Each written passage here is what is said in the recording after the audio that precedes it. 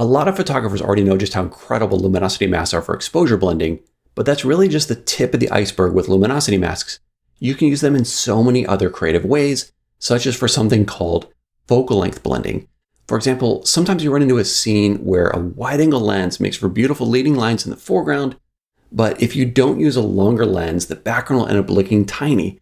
And it's a super frustrating situation because no matter which focal length you pick, the image looks disappointing because of the trade-offs. But with focal length blending, you don't have to compromise. And in this tutorial, you'll learn exactly how you can combine multiple different focal lengths into one great looking landscape.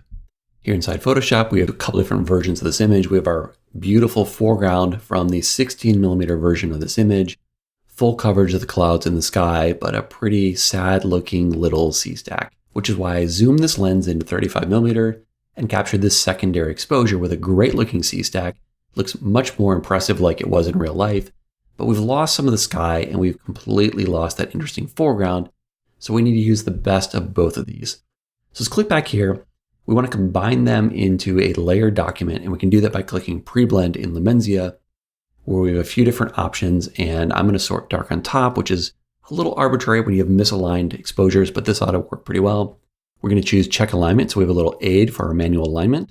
Add black mask, we're ready to start blending, and just go ahead and click blend documents.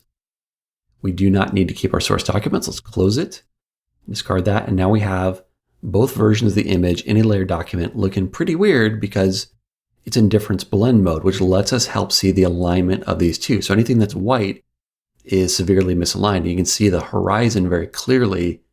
If I click V for my move tool and drag this down, I'm going to come down until that horizon looks like it's properly aligned, and I can use the arrow keys to move one pixel at a time and get it really into perfection.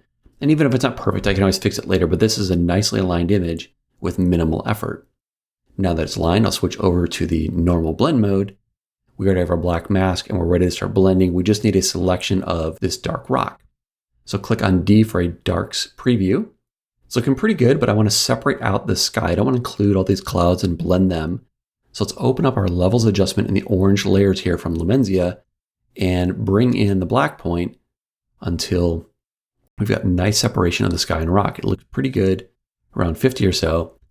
Now I'm going to hit W and select this rock area because what I want to do is include just this rock and not necessarily paint other areas of sky, which if I start to bring in this gamma slider, this mid-tone slider, you see how these clouds are coming back. I do want to have more whiteness inside the rock, and that's what bringing in this middle slider does for me, but I want to exclude these other surrounding areas, and that's what these marching ants do. We'll just get the stuff inside the marching ants when we go and click on Cell. Now when we do this, the quick select, of course, is not perfect. That's why we don't use it as routinely on its own, but if we expand it by 2 and feather by 2, it's going to smooth out any rough edges and make sure you get the best of both. Now if we click on Check Cell, we can preview. That's the selection we just created. That's our visualization. And if we zoom in a bit, you see it's a really nice targeting other than these areas of waves down below. That's not what we need. And we might as well just kind of fix it up a little bit right now. We can paint directly on this visualization using a black brush. If I hold down the Shift key, I'm just going to go horizontally. You can just remove these areas real quick. I don't have to be perfect here. It'll be easy to fix later, but it's just so obviously wrong here. Why bother with a mask that's going to allow us to make mistakes when we can clean it up right now and know that things are going to be pretty much perfect right from the start or awfully close to it. And I'm sure we'll have to come back and fix a little bit of that water's edge, but that's going to be a better starting point. So let's load that as our selection by clicking on Check Cell. So we've got a revised selection ready to go, and we just need to start revealing it on this layer. So let's switch to white paint, make our brush a little bit bigger. We've got it set to high opacity, low flow, and relatively soft as we typically want. And we'll just click on the mask to make it active. Now when we start to brush, we're revealing this rock. We can just see the rough outline and then just paint in here and, maybe shrink down a little bit. Don't go crazy with being sloppy. Just because you have a luminosity selection doesn't mean you can be careless. You want to be thoughtful in using your brushing technique with the luminosity selection as opposed to just assuming the luminosity selection is perfect and being sloppy with your brush. But this ought to work really good for us. You can see that there's Really no overlapping look on the rock. That's all come through nicely. At this point, wouldn't mind looking at the mask by alt-clicking it and just seeing any areas of kind of imperfections that I want to fill in the interior there. And you don't need to fill in every last detail here. You certainly can, but these light areas are going to disappear. So just trying to fill that in. And I can see I'm painting down in the waves a little bit in the bottom right. So we're going to have to fix that in a moment, but that will be easy. Let's alt-click and see how nicely we've done bringing that through. We've got a great looking rock. We've just dropped down, much more interesting. Got a couple of issues because we got to fix the reflection and these waves, but we are getting close already. Let's click on this to hide this for a second. And what I want to do is kind of note the limits of these waves. I want to bring in these waves without painting in the sky. And there's no selection that's going to necessarily isolate that exactly the way I want. I'm just going to freehand paint, but I just want to know where the edge of this rock is. And a good way to do that is to hit V for the move tool and then click and drag in, bring a guide that's going to let me know where those edges are. So anything inside these two markers is safely going to pull from this original rock layer as opposed to pulling from the sky. Because when I make this visible again, I start painting here, I don't know where those edges are. Now these guides are telling me what's safe. So I can zoom in, hit B for my brush, make it a little smaller. I want to paint in, and I don't want to go white because I'm painting in more of the big rock. I want to paint in the original by hiding this top one. See how we're bringing through these more interesting waves splashing up the side here? I just think that's a nice little touch to bring the best of both rather than just doing kind of one at a time in those areas there. And I can look and see how much more there is. So maybe a little bit of a splash there. Kind of bring that through, soften some of that up a little bit. Bring some of that out and just kind of fill in these areas a bit here. Let's take a look from before to after. This little area here, I don't want to spill out the edge, but I just want to fill in a tiny bit there. And see if I can get in a little bit there. It's a bit too much. I'm starting at the sky. So here's just little areas you can kind of play with. If I go and knock this out a little bit, I can hit Command-Shift-F to fade and just get a little bit in between. Gives me just a softer result there. There we go. That's looking pretty good. I think we got what we want. Let's take a look at this left edge and make sure it's okay. And that's also looking pretty good, but let's maybe spill this out. Just kind of smooth that out. And I think we're done with these guides. So let's hit V for the move tool and we'll just drag them right back to the ruler, which discards them. So we're done with those guys. And we've got our good wave, we've got a good rock.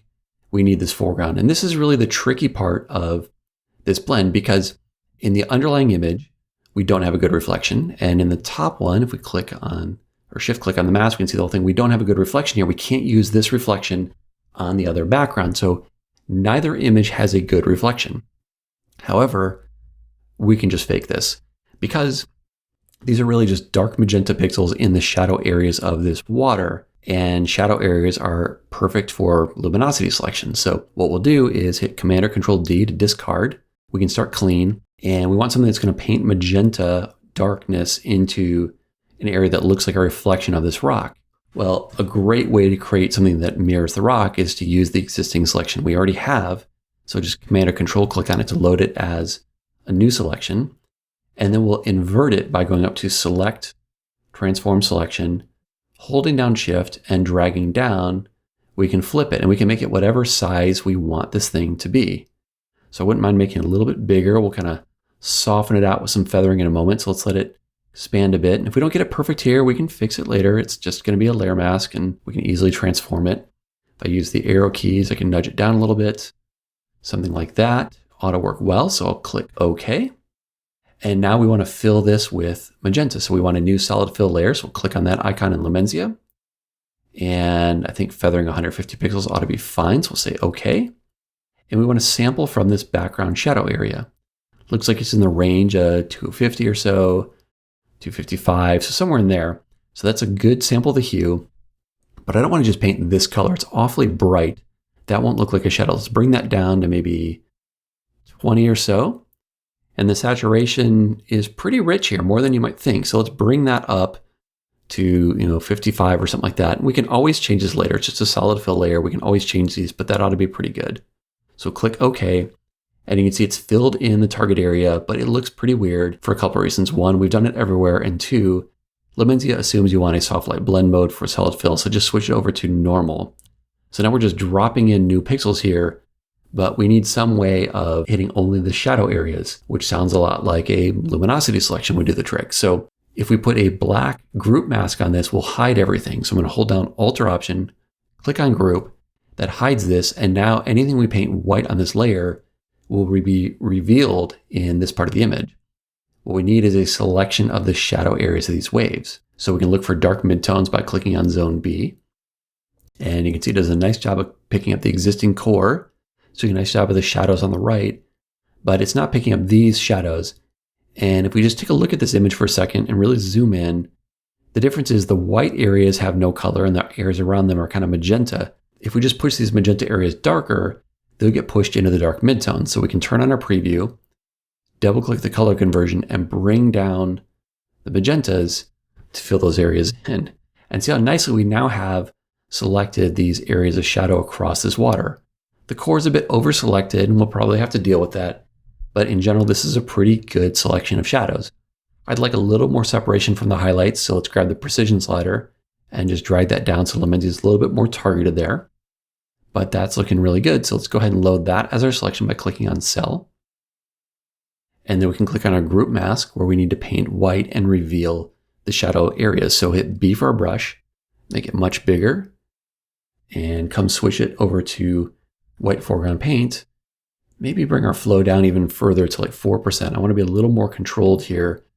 And as I start to brush here, see how it's filling in these shadow areas, but it's doing so in just the shadow areas. So it looks like a shadow. It's not covering over things like this white streak in the foreground. It's much more controlled than that. And I need to paint a couple times to really achieve the darkness I want, but I've got a lot of control to do that with my brush here.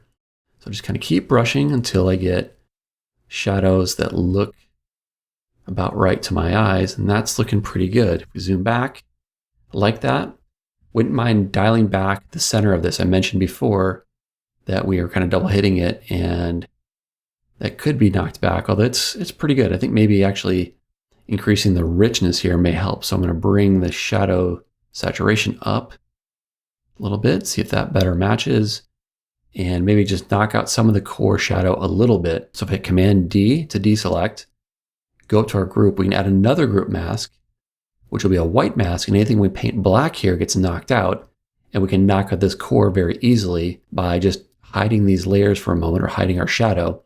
We want to pick up these areas, which is obviously dark, so we'll just go for a dark selection, get a little more precise, maybe like darks 3, load that as a selection, make everything visible again, and now on this layer, switched over to black paint, and now when we paint black here, it's going to knock out that core and just clean that up a little bit. And it's very subtle. I missed it for the most part in the beginning, but I think that just gets a little bit more credible looking.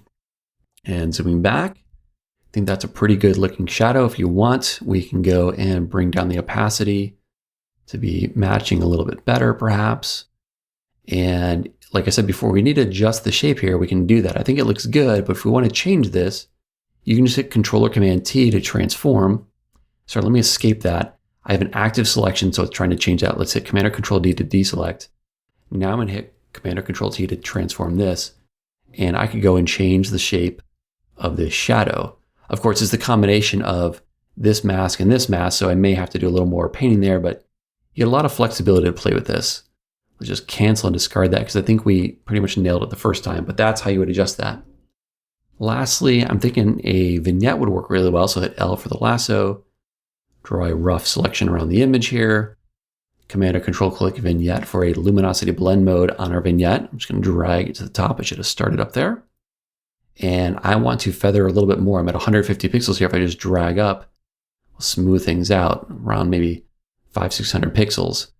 And let's take a look at what we've done. We've started with the original 16mm shot, blended in a more interesting C stack, added in our shadow and a vignette to complete the image. And that's the awesome power of focal length blending. Now watch this next video where we'll learn more about blending multiple exposures using luminosity masks.